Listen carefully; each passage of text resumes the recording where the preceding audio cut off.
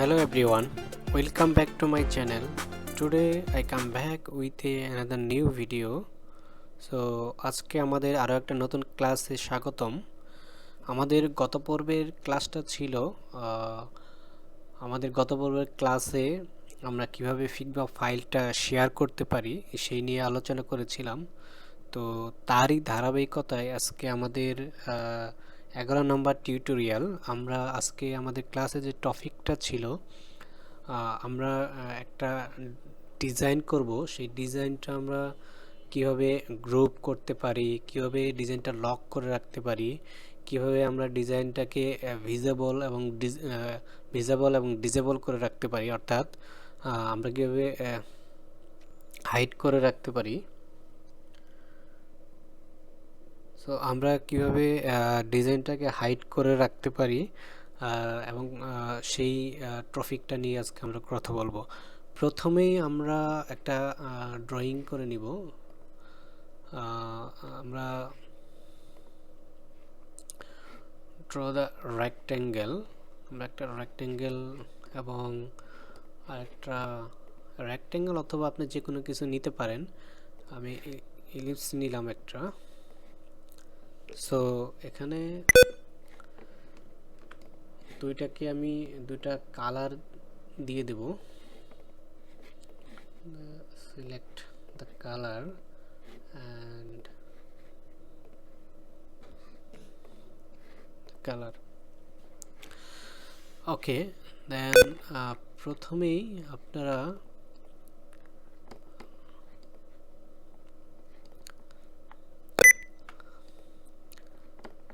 আমি যদি আমার এই সার্কেলটাকে আমি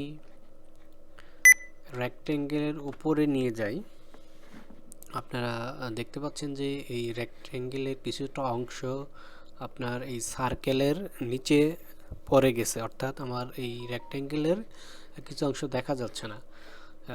এটার কারণ হচ্ছে আপনি যখন যে অবজেক্টটা প্রথম ড্র করবেন বা ডিজাইন করবেন তখন সেই অবজেক্টটা নিচে থাকবে। দেখেন আমি প্রথমেই রেক্ট্যাঙ্গেল ড্র করেছি, তারপরে ইলিপস নিয়েছি। তো প্রথমেই যেটা আমি রেক্ট্যাঙ্গেল ড্র করেছি এটা কিন্তু নিচে আছে এবং ইলিপস সার্কেল কিন্তু উপরে আছে। তো আমি যদি চাই যে আমি এই সার্কেলটাকে নিচে নিয়ে আসবো এবং রেক্ট্যাঙ্গেলটাকে উপরে নিয়ে যাব, সেই ক্ষেত্রে সিম্পলি আমি এখান থেকে সিলেক্ট করে আপনার মাউসের লেফট বাটনটা প্রেস করে আমি শুধু এটাকে টান করে উপরে নিয়ে যাব, স্ক্রল করে উপরে নিয়ে ছেড়ে দেবো। দেখেন আপনার এই রেক্ট্যাঙ্গেলটা কিন্তু উপরে চলে আসছে। এখন আমার সার্কেলটা নিচে আছে, যে কারণে আমার সার্কেলের কিছু অংশ দেখা যাচ্ছে না। তো এটা যেমন প্রত্যেকটা আলাদা আলাদা, এখন দুটো অবজেক্ট কিন্তু আলাদা আলাদা। আমি যখন এটাকে মুভ করতে চাই তো এটা মুভ হবে, আমি যদি এটাকে মুভ করতে চাই এটা মুভ হচ্ছে। এখন আমি যদি এই দুইটাকে একটা গ্রুপে আনতে চাই বা একটা জায়গায় রাখতে চাই, তখন যে আমি যখন এই ঘরটাকে বা এই দুইটা এক জায়গায় থাকবে, আমি একসাথে এটাকে মুভ এবং জুম করতে পারবো বা এক জায়গা থেকে অন্য জায়গায় দুটো একসাথে নিতে পারবো। তো সেই ক্ষেত্রে আমাকে এই দুইটাকে সিলেক্ট করে আপনি কন্ট্রোল প্রেস করে এই দুটাকে সিলেক্ট করে নিয়ে দেখেন এখানে দেখাচ্ছে এই আপনি যখন মাউসের রাইট বাটনে ক্লিক করলে এই অপশনটা আসবে। এখানে এই যে গ্রুপ সিলেকশন, আর শর্টকাট হচ্ছে আপনার কন্ট্রোল প্লাস জি দিলে এটা অটোমেটিকলি এই আপনার হচ্ছে গ্রুপে চেঞ্জ হয়ে যাবে। আমি এখান থেকে দিলে এটা দেখেন গ্রুপে চলে আসছে, অর্থাৎ সরি আমার এখানে তো এটা আনসিলেক্ট হয়ে গেছিলো, যার কারণে এটা নো প্রবলেম। দেখেন আমি এটা কিন্তু আনসিলেক্ট হয়ে গেছিলো, যার কারণে এটা গ্রুপে চলে আসে নাই। আমি কিন্তু তারপরেও এটা এখান থেকে আমি গ্রুপে নিতে পারবো। জাস্ট এটাকে শুধু আমি সিলেক্ট করে স্ক্রল করে এটা এখানে নিয়ে দেখেন একটা এইভাবে আমি এখানে নিয়ে ছেড়ে দিলে এটা গ্রুপে চলে আসবে। এই গ্রুপে কিন্তু এখন এই যে সার্কেলটা দেখতে পাচ্ছেন, এই সার্কেলের মধ্যে কিন্তু এটা চলে আসছে। এখন আমি চাইলে দুটাকে একসাথে মুভ করতে পারবো। সো এখন এই সার্কেলের মধ্যে যে দুইটা অবজেক্ট আছে, ফর এক্সাম্পল আমার এই সার্কেল অবজেক্টটা হচ্ছে নিচে আছে, যার কারণে আমি পুরোটা দেখতে পাচ্ছি না। এখন আমার এই সার্কেলটা নিয়ে কাজ করতে হবে। যেহেতু আমি যদি এই সাইডে আমি এই সার্কেলটা নিয়ে কাজ করি, তা যেহেতু আমার এটা এই জায়গাটুকু দেখা যাচ্ছে না, আমি তখন এইটাকে হাইড করে রাখতে পারবো। এটাকে হাইড করে আমি শুধু এই সার্কেলটাকে নিয়ে কাজ করতে পারবো। আপনারা এখানে দেখতে পাচ্ছেন যে এই যে যে আইকনটা দেখা যাচ্ছে, যে চোখটা দেখা যাচ্ছে, আমি যদি এই চোখটাকে সিম্পলি আপনি হাইড করে দিবেন, হাইড করে দিলে দেখবেন আপনার হচ্ছে সার্কেলটা আর দেখা যাচ্ছে না। সো এখান থেকে আপনি তখন এই একটা অবজেক্ট নিয়ে কাজ করতে পারবেন।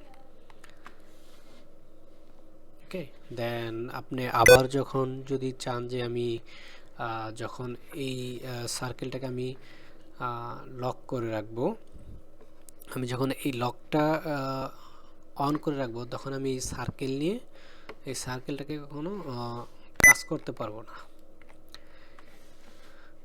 এই সার্কেলটা আমি সিলেক্ট করতে পারবো, বাট এখানে আর একটা অপশন দেখতে পাচ্ছেন, সেটা হচ্ছে এই যে লক অপশনটা দেখতে পাচ্ছেন। আমি যখন এই লকটা, যখন আপনি এটাকে লক করে রাখবেন, যেমন রেক্ট্যাঙ্গেলটা হচ্ছে লক হয়ে আছে, আপনি যখন এখানে কাজ করবেন, এটা যখন এখানে ধরেন এই অবজেক্টটা নিয়ে যখন কাজ করবেন, তখন আর আপনি এই রেক্ট্যাঙ্গেলটা আর সিলেক্ট করতে পারবেন না। দেখেন আমি রেক্ট্যাঙ্গেলটাকে সিলেক্ট করতে পারছি না, রেক্ট্যাঙ্গেলটাকে সিলেক্ট করতে পারছি না। কিন্তু আপনি এটাকে আবার যখন আপনি এখান থেকে যদি এই লিস্ট এই জায়গা থেকে যদি আপনি এটাকে সিলেক্ট করতে চান, তখন কিন্তু আপনি এটা সিলেক্ট করতে পারবেন। আর এখান থেকে আপনি যখন এটাকে লক করে রাখবেন, আপনি স্পেসে যখন কাজ করবেন, তখন এটাকে আর সিলেক্ট করতে পারবেন না। দেন পুনরায় আপনি আবার আনলক করে এটাকে সিলেক্ট করতে পারবেন।